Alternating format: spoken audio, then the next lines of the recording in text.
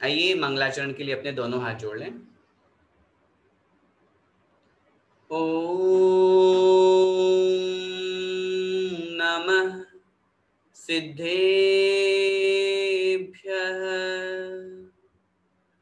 ओम नमः सिद्धेभ्यः। ओम नमः सिद्धेभ्यः। ओकारं बिन्दुसंयुक्तं नित्यं ध्यायन्ति योगिनः कामदं मोक्षदं चैव ओंकाराय नमो नमः। अविरल शब्द घनौघ प्रक्षालित सकल भूतल कलंका मुनिभिरुपासित तीर्था सरस्वती हरतु नो दुरितान्। अज्ञानतिमिरान्धानां ज्ञानाञ्जनशलाकया चक्षुरुन्मीलितं येन तस्मै श्रीगुरवे नमः। श्री परम गुरवे नमः। परम्पराचार्य गुरुभ्यो नमः। सकल कलुष विध्वंसकं श्रेयसां परिवर्धकं धर्म संबंधकं भव्य जीव मनः प्रतिबोधकारकमिदं शास्त्रं श्री तत्त्वार्थ सूत्र नामधेयम्। अस्य मूल ग्रंथ कर्तारः श्री सर्वज्ञ देवाः तदुत्तर ग्रंथ कर्तारः श्री गणधर देवाः प्रतिगणधर देवास्तेषां वचोनुसार मासाद्य आचार्य भगवंत श्री उमा स्वामी द्वारा विरचितं श्रोतारः सावधानतया शृण्वन्तु।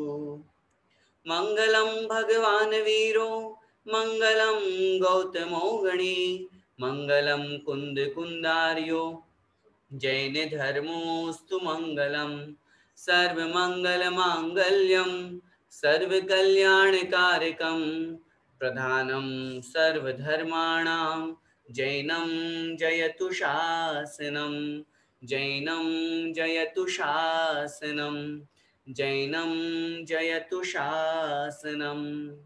मोक्षमार्गस्य नेतारं भेत्तारं कर्मभूभृतां ज्ञातारं विश्वतत्त्वानां वन्दे तद्गुणलब्धये। अनंतानंत सिद्ध परमेष्ठी भगवान की जय हो। द्वादशांग जिनवाणी माता की जय हो। पंच परमेष्ठी भगवान की जय हो। आचार्य भगवान उमा स्वामी मुनि महाराज की जय हो। आचार्य भगवान श्री विद्यासागर जी महाराज की जय हो। परम पूज्य गुरुदेव मुनि पुंगव श्री सुधा सागर जी महाराज की जय हो। अढ़ाई द्वीपस्थ समस्त मुनिराजों की जय हो। बड़ी प्रसन्नता का विषय है कि बहुत दिनों बाद पुनः घर बैठे हम सभी ऑनलाइन जूम ऐप के माध्यम से यहाँ पर स्वाध्याय प्रारंभ कर रहे हैं। बहुत लोगों की भावना थी, बहुत लोगों ने निवेदन किया, बार बार फ़ोन भी आ रहे थे, मैसेजेस भी आ रहे थे कि भैया जी पिछले साल की तरह इस बार फिर से कक्षा प्रारंभ की जाए। चूँकि लॉकडाउन अनेक स्थानों पर लगा हुआ है, सब लोग जहाँ एक तरफ कोरोना महामारी के कारण से कुछ नेगेटिव हो रहे हैं, किसी के मन में किसी तरह का और दूसरे ख्याल आ रहे हैं, तो हमने यही सोच करके और व्यवस्था बना करके और आज के शुभ दिवस शाश्वत पर्व जो अष्टमी का दिन है, इसको हमने चयन किया और आज के दिन से अपन ने ये कक्षा को प्रारंभ किया है। और मैं भगवान जिनेंद्र देव से यही प्रार्थना करूंगा कि इस शुभ दिवस पर प्रारंभ की गई यह तत्वार्थ सूत्र जी ग्रंथराज की कक्षा अनवरत निरंतर चलती रहे और हम इस ग्रंथ को पूरा करें, ऐसी हमारी मंगल भावना है। ग्रंथ प्रारंभ करने से पहले मैं एक छोटा सा निवेदन आप सभी लोगों से करना चाहता हूँ। बहुत से लोगों के मन में ये विचार, ये भावना रहती है कि पता नहीं तत्वार्थ सूत्र ग्रंथ बड़ा कठिन है, हम समझ पाएंगे या नहीं। लेकिन मेरा ये आपसे निवेदन और आपसे कहना है, तत्वार्थ सूत्र कठिन ग्रंथ नहीं है। ये बहुत सरल ग्रंथ है। आचार्य उमा स्वामी महाराज ने जैन दर्शन का पूरा सार इसमें भर दिया है। अभी हम इसकी भूमिका पढ़ेंगे आज की कक्षा में, उसमें हमें ये समझ में आएगा कि इसमें कितनी अच्छी अच्छी और कितनी गहरी बातें हैं। सूत्र रूप में ये ग्रंथ लिखा गया है, इसलिए हो सकता है संस्कृत भाषा का होने की वजह से आपको कुछ कठिन लगे, लेकिन घबराने की बिल्कुल भी आवश्यकता नहीं है। मैं पूरी कोशिश करूंगा कि आपको कहीं पर भी किसी भी तरह की कठिनता महसूस नहीं हो। इसको सरल से सरल करने की मैं कोशिश करूंगा, और फिर भी अगर आपको कहीं कुछ समझ में नहीं आता है तो कक्षा का अंत समाप्त होने से 15 मिनट पहले आप लोगों को समय दिया जाएगा, उसमें आप अपनी जिज्ञासा रख सकते हैं और अपना प्रश्न वहां रख करके, विषय से संबंधित अपना प्रश्न रख करके और अपना समाधान प्राप्त कर सकते हैं। तो निश्चित रूप से आपको ये बहुत अच्छा लगेगा। किसी भी ग्रंथ को अपन पढ़ते हैं तो उस ग्रंथ को पढ़ने से पहले उस ग्रंथ के बारे में जानकारी होना आवश्यक है कि हम जो ग्रंथ पढ़ रहे हैं वह किस नाम वाला है, उसमें क्या वर्णन है, उसके रचयिता कौन है, वो ग्रंथ जो हम पढ़ रहे हैं उसमें कितने अध्याय हैं, वो सूत्र रूप में है तो कितने सूत्र हैं, क्या वर्णन है। जब ये संक्षेप में ये जानकारी हमको मिल जाएगी तो निश्चित रूप से हमें ग्रंथ पढ़ने में आनंद आएगा और समझने में आसानी रहेगी। तो इसलिए सबसे पहले आप लोग अपनी कॉपी में ऊपर लिखें भूमिका। आज की इस प्रारंभिक पहली कक्षा में हम तत्वार्थ सूत्र की भूमिका पढ़ेंगे कि इसमें क्या वर्णन है, क्या है। और उस भूमिका में सबसे पहले टॉपिक डालिए ग्रंथ का मूल नाम। हम तत्वार्थ सूत्र ग्रंथ पढ़ रहे हैं, इसका मूल नाम क्या है, अपर नाम क्या है और इस विषय में क्या लिखा हुआ है वो अपन समझते हैं। देखिए, समझिए, ग्रंथ का मूल नाम तत्वार्थ है। मुख्य नाम जो है वो मात्र तत्वार्थ है। आगे लिखेंगे सूत्र रूप में लिखे होने के कारण हम इसे तत्वार्थ सूत्र कहते हैं।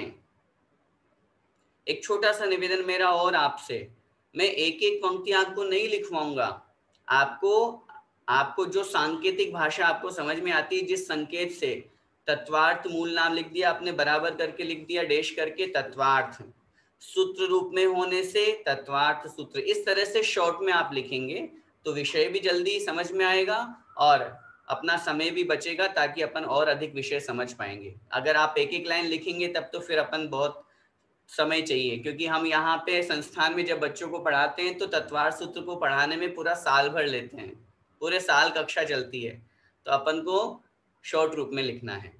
क्या लिखा आपने? मूल नाम तत्वार्थ है, सूत्र रूप में लिखे होने के कारण से इसका नाम है तत्वार्थ सूत्र। दूसरी बात, इसका अपर नाम मतलब दूसरा नाम क्या है? लिखिए मोक्ष शास्त्र। इसका दूसरा नाम या अपर नाम मोक्ष शास्त्र है। अब मूल नाम और अपर नाम में ये अंतर क्यों आया, थोड़ा सा समझिए। इस ग्रंथ में, लिखिए अपनी कॉपी में, इस ग्रंथ में 7 तत्व, तत्वार्थ शब्द है ना, तो तत्वार्थ किस किस से बना? तत्व प्लस अर्थ बराबर तत्वार्थ,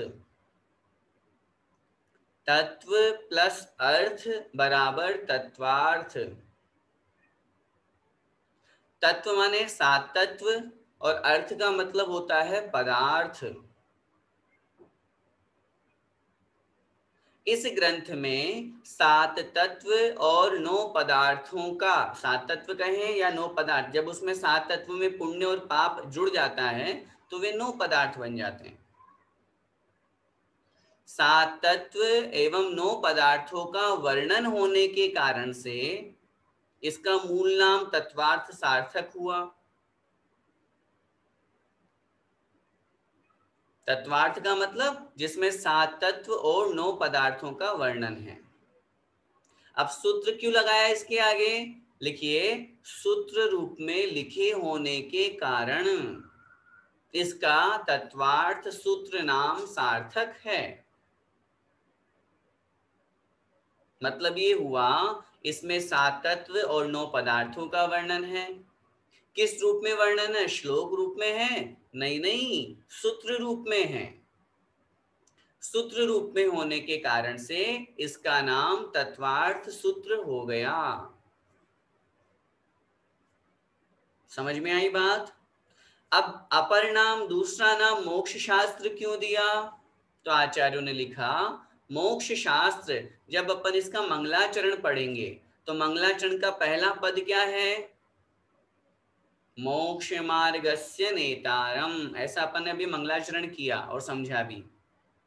तो मोक्ष मार्गस्य नेतारम, मोक्ष शब्द पहला आया ना, तो प्रथम पद लिखिए, प्रथम पद मोक्ष होने के कारण से इसका अपर नाम मोक्ष शास्त्र है। कैसे है? उदाहरण समझिए। जैसे उदाहरण से अपन समझते हैं, अपन सभी भक्तामर स्तोत्र का पाठ करते हैं। एक तो ध्यान रखें, भक्तांबर नहीं होता, बहुत से लोग भक्तांबर बोल देते हैं। भक्तामर, भक्त अमर मिलाकर के बना भक्तामर। कभी विचार किया? मैंने जब भक्तामर स्तोत्र की कक्षा आप लोगों को पढ़ाई थी, उस समय मैंने निवेदन किया था, इसका मूल नाम आदिनाथ स्तोत्र है। क्यों? क्योंकि आदिनाथ भगवान की स्तुति की है। फिर इसे भक्तामर स्तोत्र क्यों कहते हैं? पहला पद भक्तामर है इसलिए। क्या मतलब हुआ? भक्तामर स्तोत्र का जैसे मूल नाम आदिनाथ स्तोत्र है, लेकिन पहला पद भक्तामर प्रणत मौलि मणि प्रभाणा, ये पहली पंक्ति, इसमें पहला पद क्या आया? भक्तामर, इसलिए इसका नाम भक्तामर स्तोत्र पड़ गया। जैसे कल्याण मंदिर स्तोत्र, पार्श्वनाथ भगवान की स्तुति की, उसमें उसका मूल नाम है पार्श्वनाथ स्तोत्र, लेकिन कल्याण मंदिर क्यों दिया? कल्याण मंदिर मुदार मवद्य भेदी, इस तरह से पहली पंक्ति है ये उस स्तोत्र की। तो कल्याण मंदिर पहली पंक्ति आ गई ना, पहला पद आ गया, इसलिए उसका नाम हो गया कल्याण मंदिर स्तोत्र। ऐसे ही और भी अनेक हैं। तो यहाँ पे मोक्ष शास्त्र इसका दूसरा नाम भी इसलिए दिया क्योंकि पहला पद मोक्ष है, मोक्ष मार्गस्य है ना, तो इसलिए मोक्ष शास्त्र, इसलिए इसका दूसरा नाम मोक्ष शास्त्र है, ऐसा सार्थक होता है। ठीक है। अब उसके बाद में दूसरी बात अपन यहाँ पर लिखते हैं, नाम की सार्थकता आपने लिखी ली क्योंकि इसमें 7 तत्व और 9 पदार्थों का वर्णन दिया गया है। सूत्र रूप में होने के कारण से इसका नाम तत्वार्थ सूत्र है। मोक्ष शास्त्र भी नाम सार्थक है क्योंकि 7 तत्वों में अंतिम तत्व कौन सा है? मोक्ष। और इन पूरे 10 अध्यायों में जब अपन अभी पढ़ेंगे, तत्वार्थ सूत्र में 10 अध्याय हैं, तो अंतिम अध्याय में मोक्ष तत्व का वर्णन है। तो इस ग्रंथ को पढ़ने से हमें मोक्ष का मार्ग मिलता है, हमें मोक्ष का रास्ता मिलता है। मोक्ष में स्थिति कैसी होती है, मोक्ष कैसे जाया जाता है, अगर हम इस ग्रंथ को पढ़ लें और अपने जीवन में उतार लें तो हम मोक्ष मार्ग पर लग करके मोक्ष को प्राप्त कर सकते हैं। इसलिए भी इस ग्रंथ का नाम मोक्ष शास्त्र, यह सार्थक होता है।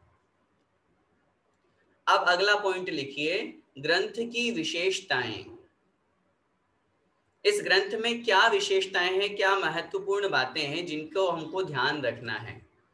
देखिए, सबसे पहली बात, संस्कृत भाषा का लिखा जाने वाला यह सबसे पहला ग्रंथ है।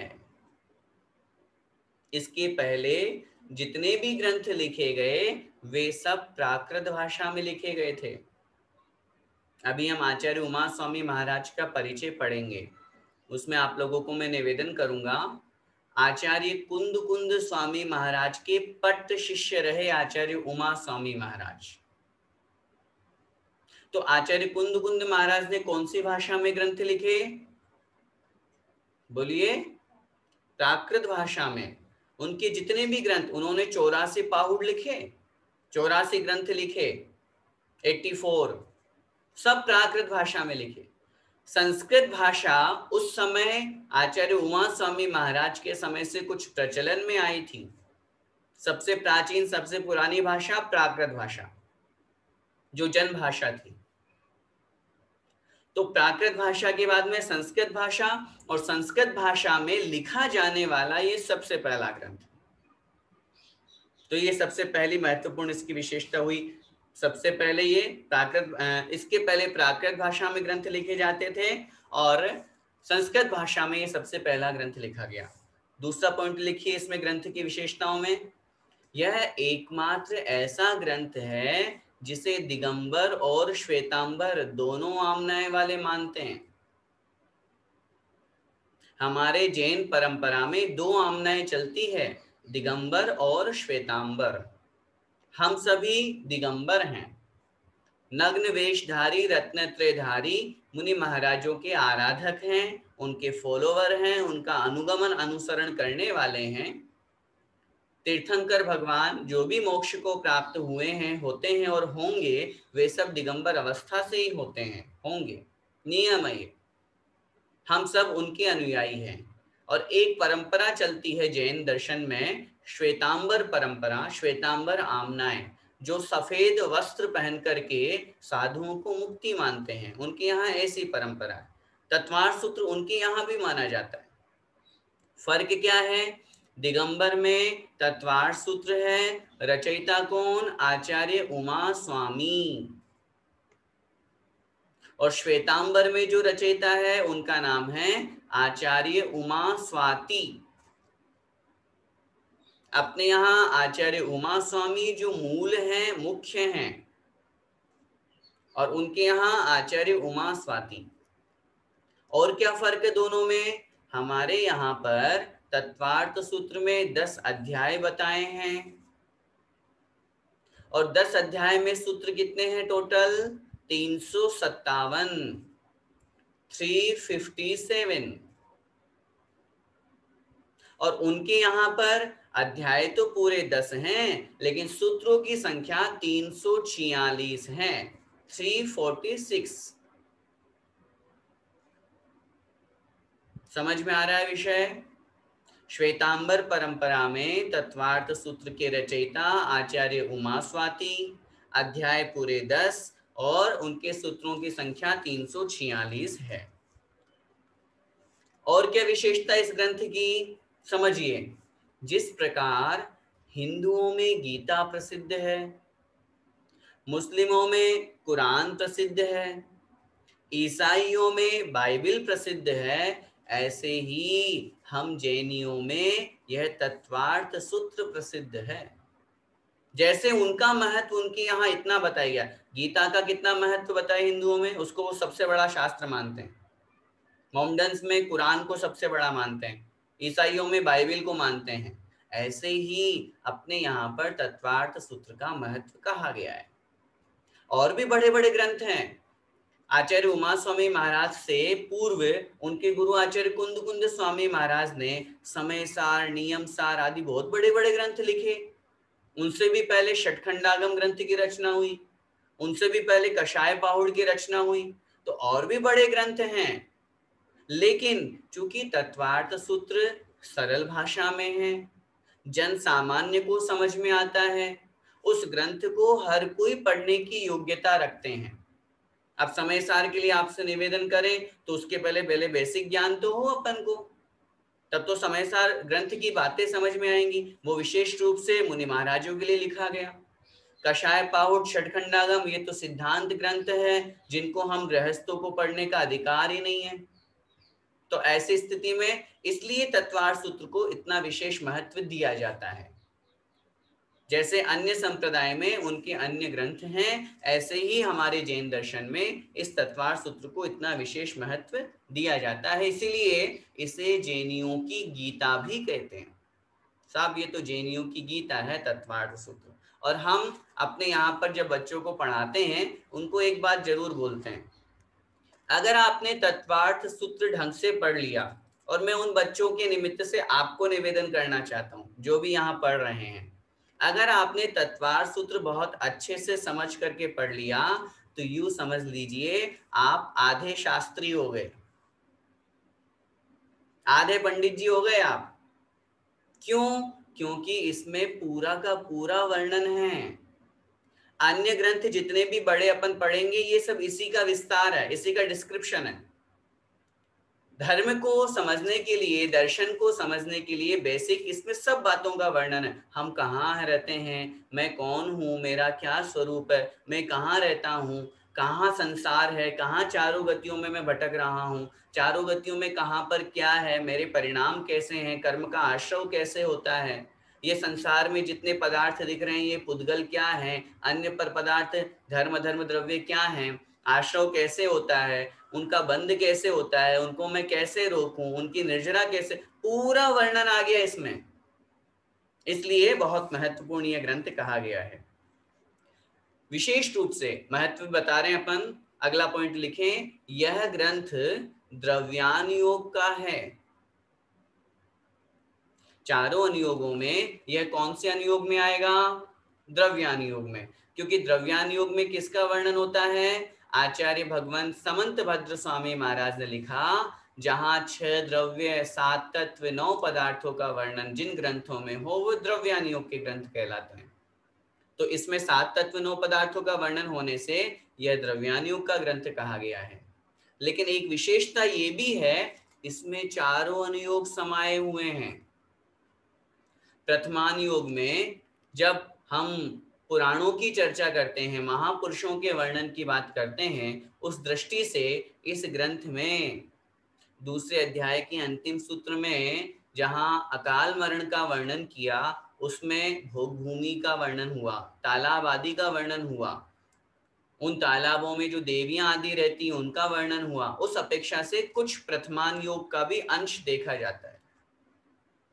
कर्णानुयोग तीसरा और चौथा अध्याय पूरा भरा हुआ है। कर्णानुयोग में क्या होता है? तीनों लोकों का वर्णन, चारों गतियों का वर्णन।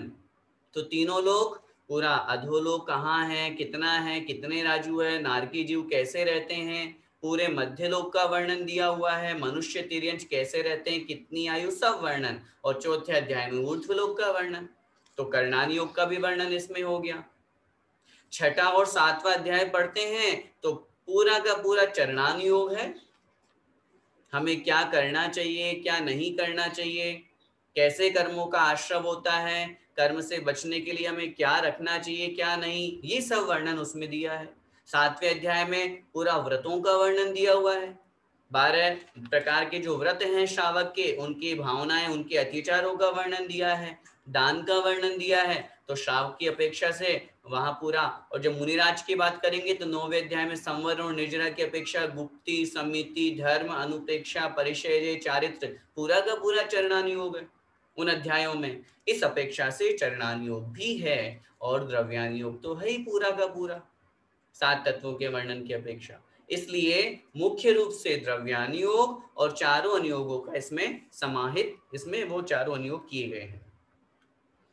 महत्वपूर्ण विशेषता इस ग्रंथ की ये है, ये अब तक का एकमात्र ऐसा ग्रंथ है जिस पर सबसे अधिक टीकाएं लिखी गई। सर्वाधिक टीकाएं अगर किसी ग्रंथ पे लिखी है तो वो है एकमात्र तत्वार्थ सूत्र। टीका का मतलब क्या होता है? टीका का मतलब डिस्क्रिप्शन और उसका विस्तार। जैसे आचार्य उमा स्वामी महाराज तो सूत्र रूप में लिख करके चले गए। अब आचार्य पूज्यपाद स्वामी महाराज, उन्होंने सर्वार्थ सिद्धि ग्रंथ लिखा, इसको आधार लेकर के उसका पूरा वर्णन किया, और वो वर्णन उनको कम लगा तो आचार्य अकलंग स्वामी महाराज ने राजवार्तिक लिखी। ये टीकाओं के नाम बोल रहा हूं मैं आपसे। पहली टीका लिखी गई, सबसे पहली टीका जो आचार्य समंतभद्र स्वामी महाराज ने लिखी, जो उनके पट्ट शिष्य रहे, आचार्य उमा स्वामी महाराज के जो पट्ट शिष्य कहलाए, ऐसे आचार्य समंतभद्र स्वामी महाराज ने इस ग्रंथ की सबसे पहली टीका लिखी, जिसका नाम है गंधहस्ती महाभाष्य। लिख लीजिए अपनी कॉपी में, गंधहस्ती महाभाष्य। आचार्य समंतभद्र स्वामी महाराज ने सबसे पहली टीका लिखी।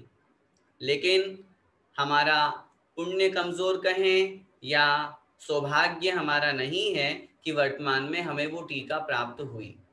वो एकमात्र एक ही प्रति थी जो कहीं लंदन या किसी ब्रिटिश की लाइब्रेरी में वहां पर थी, और वो भी किन्हीं श्वेतांबर साधु के द्वारा इशू कराई गई और वो वापस वहां जमा नहीं हुई। इसलिए गंधहस्ती महाभाष्य वर्तमान में हमें उपलब्ध नहीं है। उसके बाद में आचार्य पूज्यपाद स्वामी महाराज ने सर्वार्थ सिद्धि लिखी। फिर उसके बाद में आचार्य अकलंक स्वामी महाराज ने राजवार्तिक लिखी। फिर उसके बाद में आचार्य विद्यानंद स्वामी महाराज ने श्लोक वार्तिक लिखी। ऐसे बहुत सारी टीकाएं लिखी गई इस ग्रंथ पे, कम से कम भी नहीं तो 25-50 टीकाएं इस ग्रंथ पे लिखी गई है। इतना महत्वपूर्ण ग्रंथ है ये, इसलिए सर्वाधिक टीकाएं इस ग्रंथ पर लिखी गई। ये एक महत्वपूर्ण विशेषता इस ग्रंथ की कही गई है। अब एक विशेष बात, ये ग्रंथ कब लिखा गया, तो उत्तर मिलेगा आचार्य कुंद देव महाराज पहली शताब्दी में हुए, और पहली शताब्दी के अंत में और दूसरी शताब्दी के प्रारंभ में आचार्य उमा स्वामी महाराज का समय कहा जाता है। इसलिए इस ग्रंथ का काल, रचने का, लिखने का काल दूसरी शताब्दी कही गई है। अभी कौन सी शताब्दी चल रही है? 21वीं शताब्दी। इसका मतलब ये हुआ, हम जो ग्रंथ पढ़ रहे हैं ये आज से 1900 वर्ष पहले लिखा गया, और 1900 वर्ष पहले जो बातें आज भी घटित हो रही है, आज भी अपने को दिख रही है, वो सब इन ग्रंथों में वर्णन है। कहाँ संसार में क्या स्थिति हो रही है। जैन दर्शन इतना महान दर्शन है, इतना प्राचीन दर्शन है, अनादि काल से चला आ रहा यह धर्म और दर्शन है। आज जो बातें वर्तमान में घटित हो रही है, ये बहुत काल पहले हमारे पूर्वाचार्य लिख के जा चुके। उनके पास में ज्ञान का क्षोभम इतना तीव्र था, केवल यानी सर्वज्ञ भगवान ने अपने उपदेश में वो बातें बताई, और वो बातें उन्होंने अपने आचार्यों से, उन्होंने अपने शिष्यों को वो परंपरा चली आई, और वहां से हमें ज्ञान की प्राप्ति हुई। तो यह इतना प्राचीन ग्रंथ है। ये तो हुई एक ग्रंथ के बारे में भूमिका। अब थोड़ा सा ये और समझ लें, इस ग्रंथ में कहां पर क्या वर्णन है। लिखिए, इस ग्रंथ में, तत्वार्थ सूत्र ग्रंथ में कुल 10 अध्याय हैं। कुल 10 अध्याय। अब देखिए, अब आप अपने उसमें हेडिंग बना लीजिए, एक डायग्राम टाइप का बना लीजिए, जिसमें सबसे पहले लिखिए पहला अध्याय, और उधर लिखिए वर्णन, विषय क्या है उसमें। टॉपिक ऊपर लिख लीजिए अध्याय, और इधर लिख लीजिए विषय। तो अध्याय में सबसे पहले लिख लीजिए प्रथम, पहला अध्याय, और फिर उसके आगे तीसरा नंबर का कॉलम बना है जिसमें लिखे सूत्रों की संख्या। पहला अध्याय, फिर उसके बाद में विषय, फिर सूत्र। अध्याय में सबसे फर्स्ट पॉइंट डाल करके लिखें पहला, प्रथम अध्याय। प्रथम अध्याय में काय का वर्णन है? उत्तर मिलेगा मुख्य रूप से जीव तत्व का। जीव तत्व लिख करके उसको अंडरलाइन कर दीजिए। फिर उसके बाद में लिखिए उसमें मोक्ष मार्ग, सम्यक दर्शन, सम्यक ज्ञान,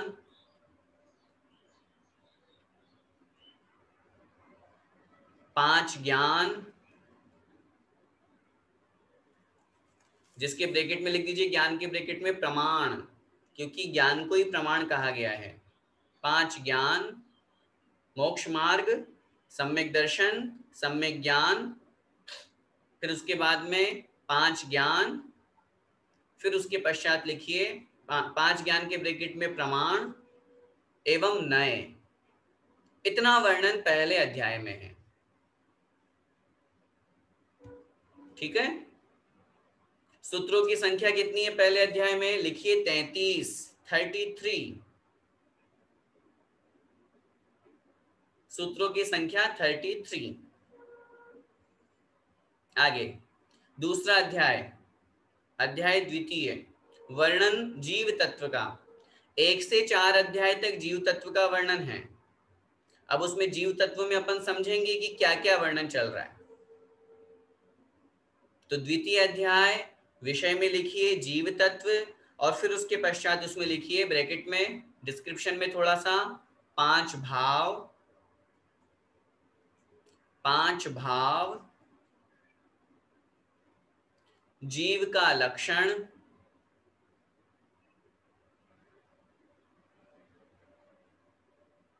संसारी जीव का वर्णन,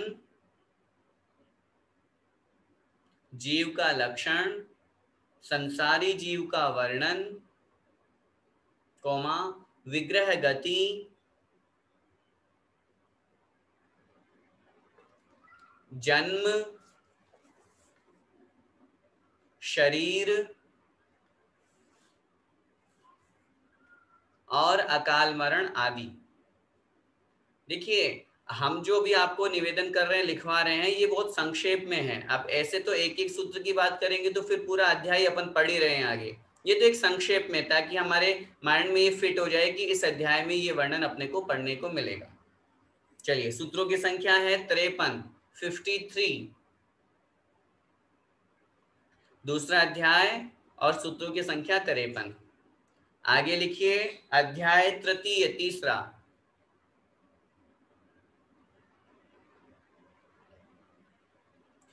वर्णन जीव तत्व का,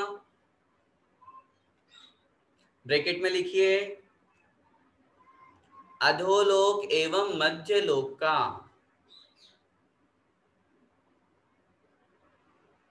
अधोलोक एवं मध्य लोक का। अब अधोलोक में और मध्य लोक में क्या वर्णन है, ये अपन अध्याय पढ़ेंगे तब बताएंगे। अगर अभी सारा बता देंगे तो फिर आप बोलेंगे हमें अध्याय नहीं पढ़ना। हाँ, कुछ सस्पेंस भी तो रहना चाहिए। ये बहुत सुंदर, बहुत अच्छा वर्णन है। जब आप अध्याय पढ़ेंगे, मैं कोशिश करूंगा आप लोगों के समक्ष बिल्कुल चित्र के माध्यम से, बिल्कुल ढाई द्वीप कहाँ है, जम्बू द्वीप कहाँ है, भरत क्षेत्र हम कहाँ हैं, हम कहाँ रहते हैं, नंदीश्वर द्वीप कहाँ है, पंचमेरु, सब पूरा वर्णन बहुत अच्छे से अपन तीनों लोकों में, ऊर्ध्वलोक में कहाँ विमान है, कहाँ मेरु है, कहाँ चूलिका है, सब अपन चित्रों के माध्यम से यहाँ सामने बहुत अच्छे से अपन इस अध्याय को पढ़ेंगे। आगे लिखिए। अच्छा, इसमें सूत्रों की संख्या 39, 39, तीसरे अध्याय में सूत्रों की संख्या 39। आगे लिखिए अध्याय चौथा, चतुर्थ अध्याय, वर्णन जीव तत्व,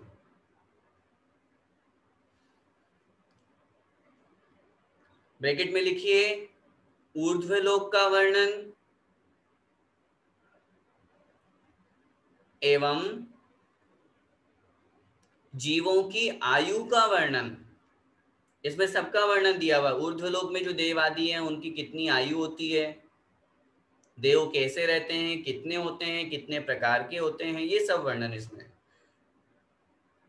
जीवों की आयु का वर्णन। चलिए आगे लिखिए। इसमें सूत्रों की संख्या 42, 42, सूत्रों की संख्या 42। आगे अध्याय पंचम, पांचवा अध्याय, वर्णन किसका है, उत्तर मिलेगा अजीव तत्व का। पांचवें अध्याय में वर्णन है अजीव तत्व का।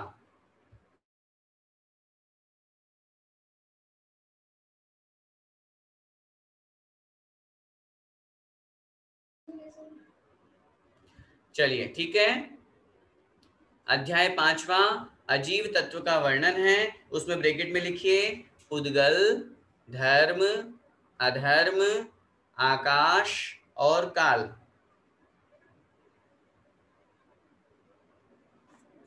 पुद्गल, धर्म, अधर्म, आकाश एवं काल, और साथ में द्रव्य, गुण, पर्याय, द्रव्य, गुण एवं पर्याय, इनका वर्णन पांचवें अध्याय में है। और सूत्रों की संख्या कितनी है, 42, 42। ठीक है, चलिए आगे लिखिए अध्याय छठा, बहुत अच्छा अध्याय है छठा। आचार्य श्री कहते हैं छठा अध्याय छठा हुआ है, इतना सुंदर वर्णन इसमें, हम गृहस्थों को, हम श्रावकों को क्या करना चाहिए, क्या नहीं करना चाहिए, क्या खाना पीना, उठना बैठना, कैसे कर्म का आश्रय होता है, कैसे कर्मों से बचें, इस अध्याय को जरूर पढ़िए। अगर इसको पढ़ लिया और इसके अनुसार अपने जीवन को बना लिया तो हम बहुत ज्यादा पापों से बच जाएंगे। लिखिए, वर्णन किसका है इसमें? आश्रव का, आश्रव तत्व का। अब उस आश्रव में भी अशुभ आश्रव का। आश्रव भी दो प्रकार का, शुभ आश्रव और अशुभ आश्रव। तो अशुभ आश्रव का वर्णन, और उसमें भी लिखिए साथ में पुण्य एवं पाप का, पुण्य एवं पाप का तथा आठों कर्मों के आश्रव का वर्णन। बहुत महत्वपूर्ण।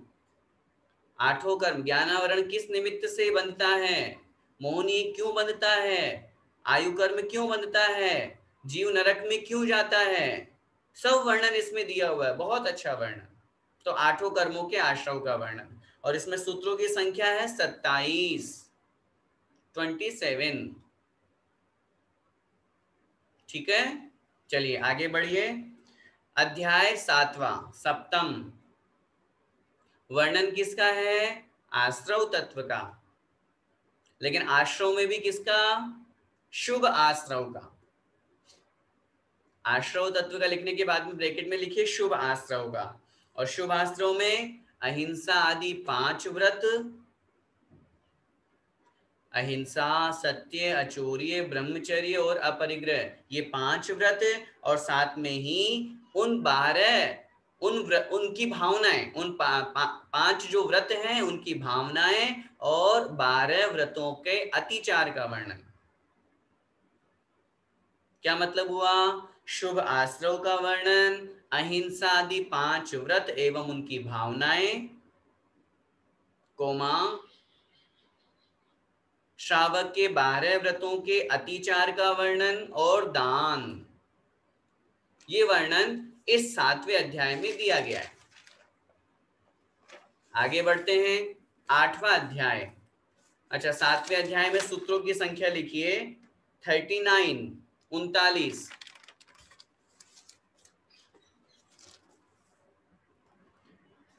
अध्याय 8वां,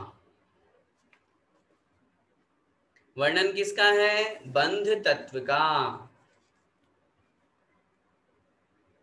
बंध तत्व का वर्णन इस 8वें अध्याय में है।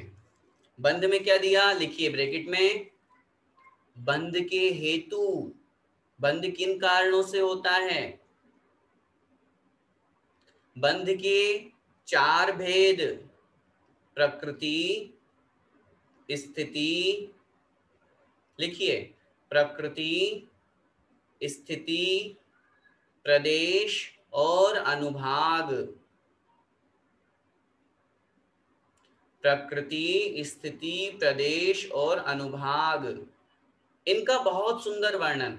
और बंध, कर्मों के बंध की जो व्यवस्था हमारे जैन दर्शन में बताई है वो और कहीं नहीं बताई।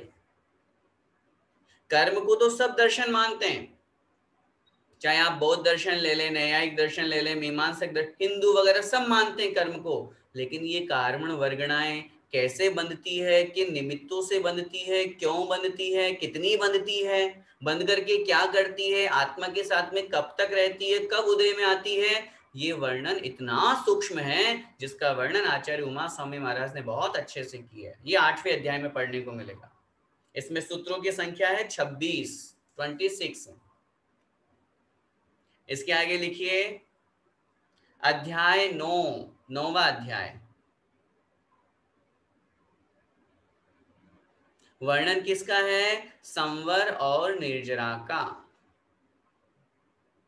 इस 9वें अध्याय में संवर और निर्जरा का वर्णन है, और उसमें डिस्क्रिप्शन में अपन लिखेंगे संवर के स्वरूप एवं कारणों का वर्णन। संवर क्यों होता है? हमें आत्मा का कल्याण करना है तो संवर करने की आवश्यकता है, कर्मों को रोकना है।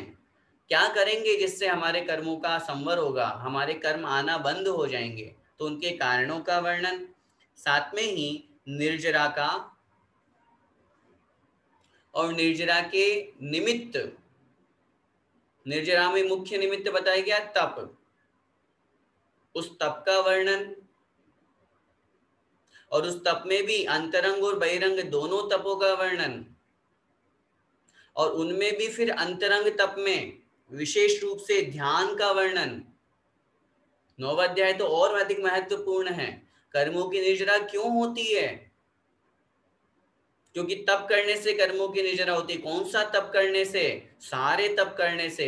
और अधिक उत्तर आगे बढ़ते जाएंगे तो कर्मों की निर्जरा उत्कृष्ट होगी। अंतरंग तपों में ध्यान को मुख्य बताया, और ध्यान में भी चारों प्रकार के ध्यान का वर्णन, आर्त, रौद्र, धर्म और शुक्ल, और फिर उसमें भी शुक्ल ध्यान का विशेष वर्णन, चारों ध्यान का। प्रत्येक ध्यान के भी 4 भेद हैं, तो उन सब चारों का वर्णन इसमें दिया हुआ है। और फिर निर्जरा के स्थान, अंत में निर्जरा कैसे होती है, किस जीव की कितनी निर्जरा होती है। हम लोग अभी गृहस्थ में हैं, अभी एक भी प्रतिमा नहीं है, हमारे पता नहीं निर्जरा होती है कि नहीं। सम्यक दृष्टि है तो हो सकता है कभी कभी हो जाए, सम्यक दृष्टि नहीं है तो निर्जरा का तो नाम ही नहीं। और व्रत ले लिए, 2 प्रतिमा ले ली, तो आचार्य भगवान कहते हैं प्रति समय असंख्यात गुणी कर्मों की निर्जरा होती है, उन व्रत के प्रभाव से, उन चारित्र के प्रभाव से। और मुनि बन गए तो उस व्रती की अपेक्षा से उन मुनिराज की असंख्यात गुणी निर्जरा प्रति समय हो रही है। इस तरह से निर्जरा का वर्णन उसमें दिया गया है। और अंत में 5 मुनियों के भेद उसमें बताए गए 9वें अध्याय में। इसमें सूत्रों की संख्या है 47, 47। और अंतिम लिखिए अध्याय 10, 10वां अध्याय। वर्णन किसका? मोक्ष तत्व का। मोक्ष तत्व का वर्णन। मोक्ष तत्व में क्या बताया गया है? मोक्ष का स्वरूप, शुद्ध जीव का वर्णन, शुद्ध जीव का ऊर्ध्वगमन स्वभाव उदाहरण सहित समझाया है। और साथ में ही क्या बताया है? शुद्ध जीव कहां जाकर के रहते हैं? सिद्धों का निवास, सिद्धालय, सिद्धालय का वर्णन। क्या हुआ? मोक्ष तत्व का वर्णन मुख्य हुआ। उसमें लिखिए क्या? मोक्ष का स्वरूप, मोक्ष की प्राप्ति कैसे होती है। फिर शुद्ध जीव का स्वरूप, शुद्ध जीव में क्या गुण पाए जाते हैं? शुद्धों के गुण, सिद्धों के गुण कहें या शुद्ध जीवों का गुण कहें, एक ही बात है। फिर उनका ऊर्ध्वगमन स्वभाव, उनका स्थान सिद्धालय, और सिद्धों में अंतर। सिद्धों में भी अंतर होता है, हाँ, पूर्व पर्याय की अपेक्षा से उनमें अंतर घटित किया गया है। ये 10वें अध्याय में इसका वर्णन है। सूत्रों की संख्या है कुल 9। ठीक है, तो इस तरह से इन पूरे 10 अध्याय के बारे में अपन ने पढ़ा। इन 10 अध्याय में ये 7 तत्वों का इस तरह विशेष वर्णन है। चूंकि जब हम 6ठे अध्याय की बात करते हैं तो उसमें पुण्य और पाप का वर्णन दिया गया है संक्षेप में।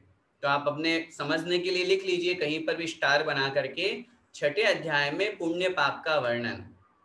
तो इस अपेक्षा से पुण्य और पाप 2 पदार्थ हैं, 7 तत्वों के साथ में उन दोनों को जोड़ते हैं तो ये कुल 9 पदार्थ हो जाते हैं।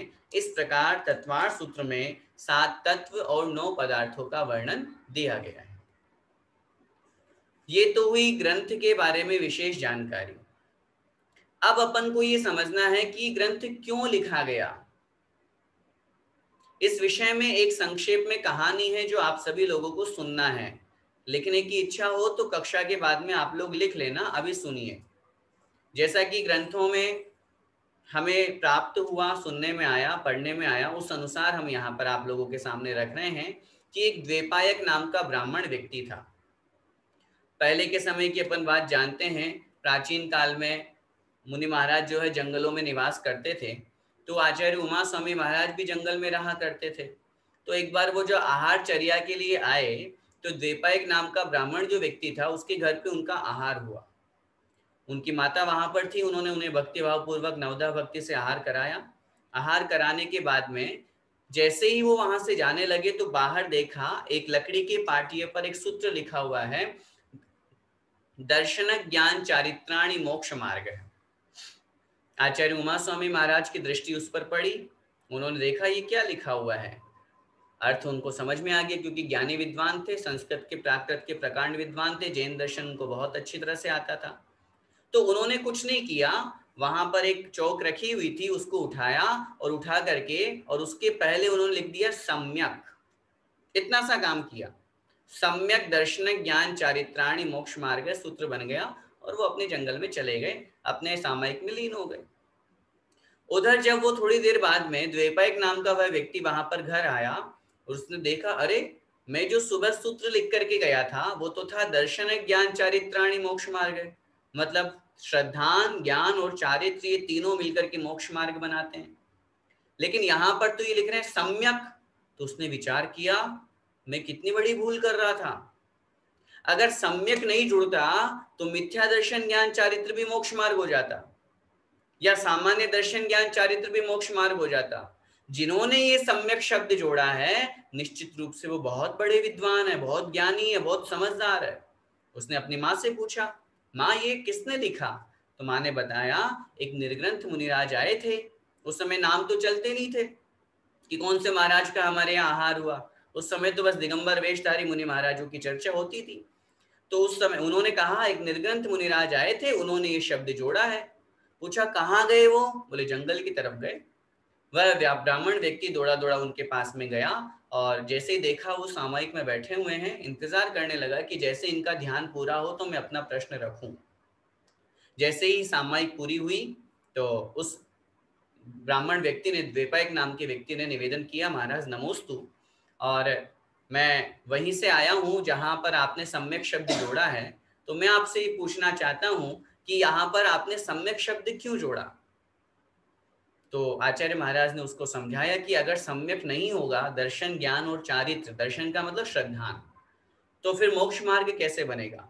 उनका उत्तर सुनकर के वो बड़ा प्रभावित हुआ। कहते हैं वह व्यक्ति फिर अगला प्रश्न करता है, भगवान आत्मा का हित क्या है? तो आचार्य महाराज ने उत्तर दिया, आत्मा का हित मोक्ष में है। यह मोक्ष क्या है? मोक्ष जाने के लिए क्या करना पड़ता है? तो उन्होंने उत्तर दिया, सम्यक दर्शन, सम्यक ज्ञान और सम्यक चारित्र, तीनों की एकता का नाम मोक्ष मार्ग है।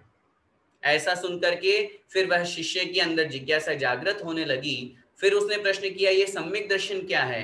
तो आचार्य महाराज ने उत्तर दिया, तत्वार्थ श्रद्धानम सम्यक दर्शनम। फिर उसने प्रश्न किया, ये कैसे उत्पन्न होता है? तो आचार्य महाराज ने उत्तर दिया, तन निसर्गा दधिगमाद्वा। तो कहते हैं वह शिष्य प्रश्न करता गया और आचार्य महाराज सूत्र रूप में उसका उत्तर देते गए। इस तरह से उसको ज्ञान भी दे दिया और इस ग्रंथ की रचना हो गई। इस ग्रंथ की रचना के पीछे ये छोटी सी कहानी है और बहुत सुंदर उस शिष्य ने उस ग्रंथ को और उस भगवान को, आचार्य उमा स्वामी महाराज को स्वीकार करके और अपनी आत्मा का कल्याण किया। ये तो हुआ ग्रंथ के बारे में परिचय। अब संक्षेप में 2 मिनट में मैं ग्रंथकार जो आचार्य उमा स्वामी महाराज हैं उनका भी यहाँ पर अपन परिचय समझ लेते हैं। आचार्य उमा स्वामी महाराज, लिखना चाहें तो लिख ले, बहुत संक्षेप में है। आचार्य उमा स्वामी महाराज दूसरी शताब्दी में हुए और आचार्य कुंद कुंद स्वामी महाराज के ये पट्ट शिष्य कहलाए। आचार्य कुंद कुंद स्वामी महाराज के ये पट्ट शिष्य हुए। इनका समय, इनका जो काल था ये दूसरी शताब्दी था। इन्होंने जीवन में एक ही ग्रंथ लिखा, तत्वार्थ सूत्र, और उसी से ये अजर अमर हो गए, उसी में इनका नाम हो गया। इनके शिष्य आचार्य समंतभद्र स्वामी महाराज कहे जाते हैं। इनका आचार्य पद या इनके पट्ट शिष्य आचार्य समंतभद्र स्वामी महाराज, जिन्होंने रत्नगण श्रावकाचार और गंधस्नि महाभाष्य आदि टीकाएं लिखी। कहते हैं एक बार मयूर पिच्छ आपके हाथ से गिर गई थी, तो आपने फिर, क्योंकि ये इनके बारे में एक विशेषता आती है, इनके पास में सिद्धि थी, तो अपने पैरों में लेप लगा करके आकाश मार्ग से गमन किया करते थे। तो जब आकाश मार्ग से एक बार गमन कर रहे थे तो जो मयूर पिच्छी दिगंबर मुनिराज की पहचान होती है, संयम का ये प्रतीक होती है, तो वो इनके हाथ से गिर गई। गिर जाने से अब मुनि महाराज बिना पिच्छ के 7 कदम से आगे आगे नहीं बढ़ते। तो उन्होंने क्या किया, उस समय पंख नहीं मिले, तो गिद्ध भी जो होता है उसके भी जो पंख होते हैं वो कोमल होते हैं, तो इन्होंने उस गिद्ध के पंखों को इकट्ठा करके अपना काम चलाया था, तो इसलिए इनका नाम गृध्र पिच्छाचार्य पड़ गया, गृध्र पिच्छ आचार्य। इसलिए आचार्य उमा स्वामी महाराज को गृध्र पिच्छाचार्य भी कहते हैं। और जैसा कि मैंने आपको पहले बताया था, इनकी विशेषता ये है कि ये दिगंबर और श्वेतांबर दोनों परंपरा में माने जाते हैं, ऐसे महान आचार्य हैं। नाम में सिर्फ अंतर है, दिगंबर परंपरा में आचार्य उमा स्वामी महाराज और श्वेतांबर परंपरा में आचार्य उमा स्वाति महाराज। तो इस प्रकार आज की इस कक्षा में हमने ग्रंथ और ग्रंथकार के बारे में समझा। कोई भी ग्रंथ अपन प्रारंभ करते हैं तो चूंकि ये जानकारी पहले होना आवश्यक है, ताकि अपने को जब अपन ग्रंथ पढ़ेंगे तो अपने को समझ में आए ग्रंथकार के प्रति बहुमान जागृत करना है। आचार्य उमा स्वामी महाराज का हमारे ऊपर कितना बड़ा उपकार है कि उन्होंने हम जैसे भव्य प्राणियों को, अबोध बालकों को समझाने के लिए अपना समय निकाल करके और हमारे लिए ये ग्रंथ तैयार किया। और सौभाग्य इस बात का भी है कि इस लॉकडाउन के पीरियड में हम सभी समय का इतना अच्छा सदुपयोग कर रहे हैं।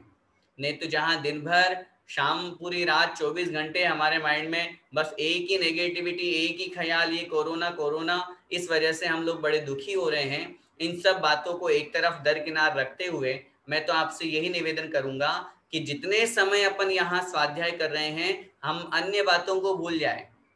संसार में क्या हो रहा है, दुनिया में क्या हो रहा है, कौन जा रहा है, कौन आ रहा है, उन बातों की तरफ विकल्प छोड़ करके अपनी आत्मा के कल्याण के लिए शुभोपयोग का ये बहुत अच्छा उपक्रम है। और कक्षा समाप्त होने के बाद में YouTube के माध्यम से भी आपको यहाँ पर ये कक्षा मिलेगी, अथवा आपने जो नोट्स बनाए हैं उसके माध्यम से भी आप और थोड़ा सा चिंतन करेंगे, विचार करेंगे, तो आपको विषय बहुत अच्छा स्मरण में रहेगा और समझ में आएगा।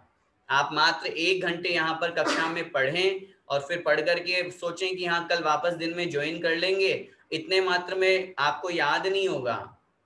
आपको थोड़ा सा आधा घंटा एक्स्ट्रा और देना पड़ेगा इस कक्षा के अलावा बाद में, चाहे आप सुबह दें, शाम को दें, कभी भी दें। जो आपने पढ़ा है उसको एक बार रिवीजन करने का, क्योंकि बिना रिवीजन किए आपको एक बार में विषय समझ में नहीं आ पाएगा। इसलिए थोड़ा सा समय और निकाल करके और इस कक्षा का रिवीजन करें। आज अपनी पहली कक्षा थी, इसलिए आज अपन ने ये भूमिका के माध्यम से समझा। कल से अपन प्रथम अध्याय मंगलाचरण करते हुए फिर अपन आगे बढ़ेंगे, आगे प्रारंभ करेंगे। आज के लिए बस इतना ही।